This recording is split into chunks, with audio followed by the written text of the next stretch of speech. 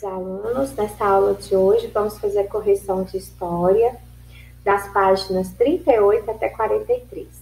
Essas páginas é um resumo do capítulo da unidade 1, onde vai retomar os estudos, os conteúdos, para ver se você aprendeu.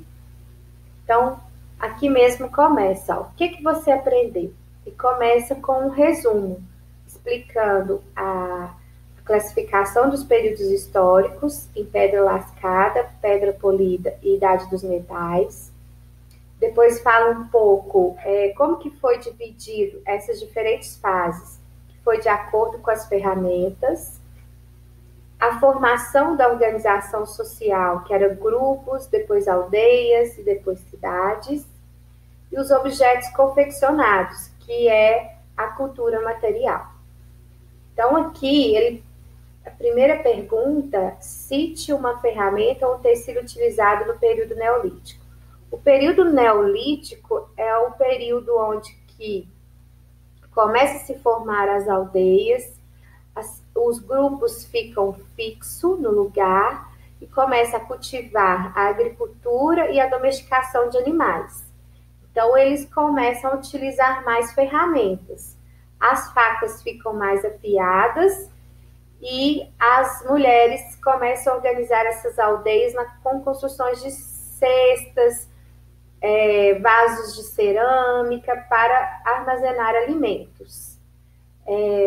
Também se usava o arado para as plantações. Então, aqui a gente pode citar várias ferramentas. Os alunos poderão citar diversas ferramentas, como arado, fuso, tear, moedor, cestos e recipientes de cerâmica. E aí cada um vai descrever a função, vai depender de qual que você citou aí. Seguindo a correção, o número 2 pede para você colocar P de paleolítico, N de neolítico e M da idade dos metais. Então, de acordo com cada frase, você vai encaixando as letras.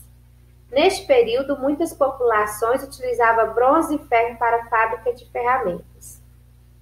Idade dos metais, a letra M. Os tecidos de lã e linho foram criados neste período.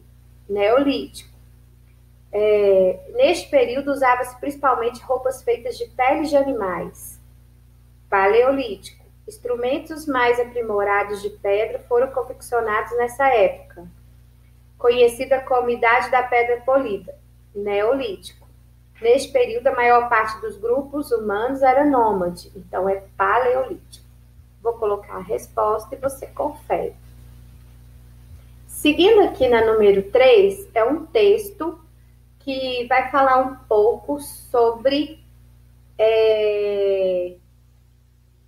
essa cultura material, sobre essas ferramentas, sobre esses instrumentos que ficaram para a gente de herança aí, de testemunho aí para a gente. É possível que os primeiros utensílios continuem desconhecidos. É também provável que outros materiais que se teria decomposto sem deixar vestígios, como madeira, couro e osso, fossem usados e trabalhados pelo menos na mesma época que a pedra. Portanto, a fabricação de utensílios pode ter começado antes da data sugerida pelos testemunhos de que dispomos sobre aqueles importantes desenvolvimentos.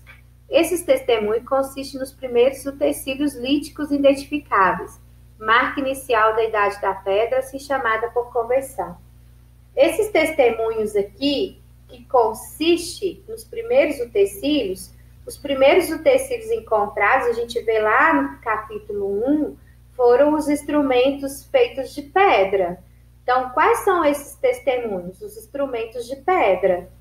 Eles podem ter sido considerados parte da cultura material? Sim, porque é através deles que a gente identificou aí o início da pré-história. O texto considera os primeiros utensílios de pedra fabricados pelos humanos como testemunhos, desenvolvido da fabricação de ferramentas. Esses objetos podem ser considerados parte da cultura material. Seguindo a correção, essa fotografia aqui está errada.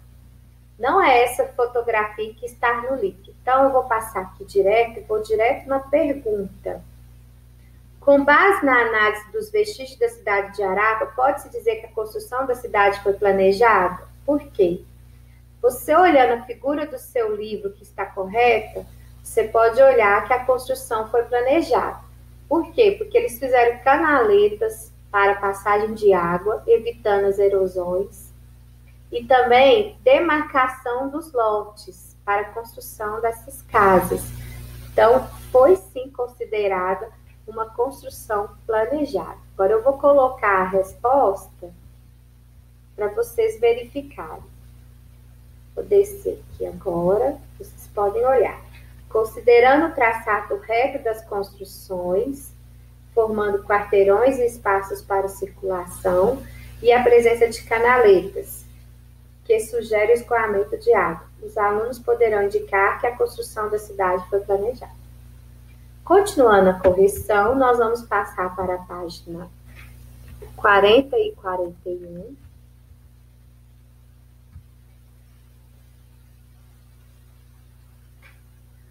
Como os rios favoreceram a fixação de grupos humanos em um determinado local?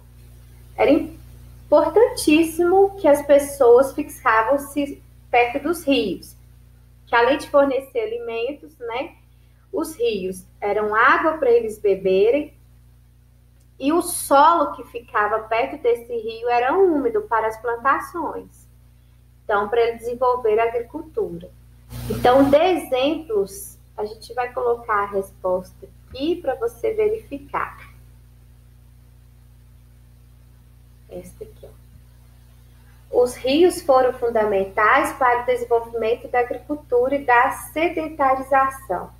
No caso do rio Nilo, porque as cheias tornavam os terrenos férteis, possibilitando a fixação da população e a cultura agrícola entre os egípcios, e também da importância dos rios Tigres e Eufrates para as populações da Mesopotâmia. Então, aí tem os exemplos dos 3 rios que ajudaram na fixação desses grupos aí. Observe as imagens e complete as lacunas. Aqui, essa primeira imagem é um sítio arqueológico, 5.000 anos, na Escócia. Aí pede para você completar aqui, ó. Então, vou marcar aqui e já vou ler direto. Durante o período neolítico, a construção de aldeias e assentamentos favorece a proteção contra perigos e o armazenamento de alimentos. Então, aqui, através dessa fotografia, mostra aqui, ó, as aldeias, a proteção, né, que eles tinham contra os animais, e eles armazenavam os alimentos. Essa aqui já é uma pintura rupestre, cheio de animais. Eu vou marcar aqui e vou ler direto também. A domesticação das espécies animais estimulou o desenvolvimento da agricultura e do pastoreio e favoreceu a produção de alimentos e outros itens como couros e tecidos. Então, tudo que foi falado aqui foi representado aqui, ó. Quais foram os tipos de organização social característicos dos períodos paleolítico e neolítico? Esta pergunta aqui, ela pede para me olhar no guia do professor. Então, eu vou passar a resposta. A partir de agora, você vai pegar o lápis e a professora vai ditar aqui agora. Então, você vai escrever assim, ó, período paleolítico, a sua organização social eram grupos de pessoas, que eu imagino que seja se a família. Eles eram nômades, quer dizer que eles não se fixavam-se num lugar, eles eram caçadores e coletores.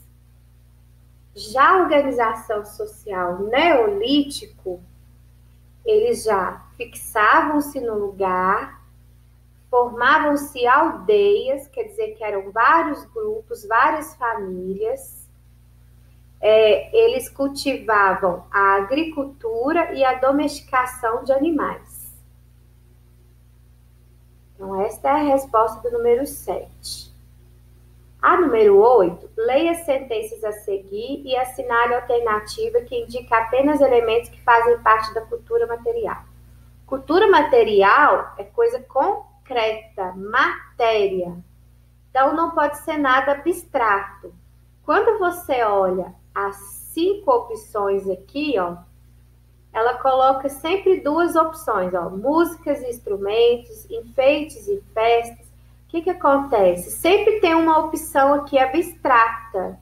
Então, a letra D é a única que é concreta. As 2 são concretas. Instrumentos musicais e vestimentas. Então, a opção aqui é D.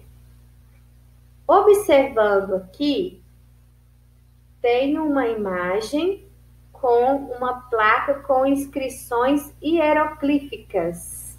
Hieroglíficas, certinho. E a outra com pictoclífico. Um é maia e o outro é egípcio. O que esses 2 tipos de escrita têm em comum? Que eu observo que eles têm em comum porque eles tentam contar alguma coisa para a gente, né, através dos desenhos. Então, eles usam essa escrita aqui, ó, pictoclífico, e o outro eles usam hieroglífica.